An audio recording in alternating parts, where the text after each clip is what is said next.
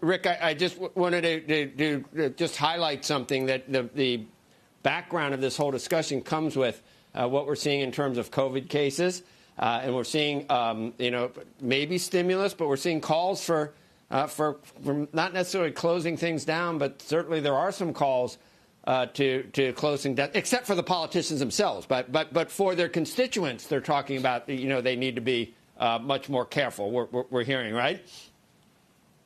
Yes, no, believe me, I believe in careful. And when I point out governors cheating, it's not for the hypocrisy which exists. It's the fact that I think many of these governors are intelligent people, and they love their families, which they've taken out into restaurants. Therefore, there is actually and should be an ongoing debate as to, why a parking lot for a big box store like by my house is jam-packed. Not one parking spot open. Why are those people any safer than a restaurant with plexiglass? I just don't get it. And I think there's a million of these questions that could be asked, and I think it's really sad that when we look at the service sector and all the discussions we've had about job losses, that particular dynamic isn't studied more, isn't worked more. We don't put more people in a room and try to figure out ways so that these service sector employees and employers could all come back in a safer way. You can't tell me that shutting down, which is the easiest answer, is necessarily the only answer.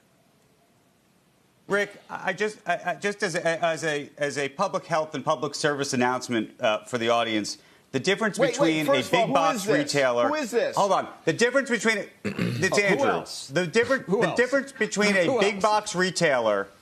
Hold on.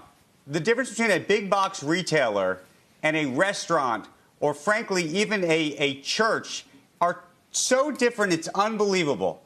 Going into a big box retailer, I disagree. You're wearing a mask. You can have your thoughts, and I can have mine. You're required to wear a mask. I disagree. It's science. I'm sorry. It's science. If you're wearing a mask, it's a different story. 500 people at a Lowe's aren't any safer than 150 people in a restaurant that holds 600. I don't believe it. Sorry.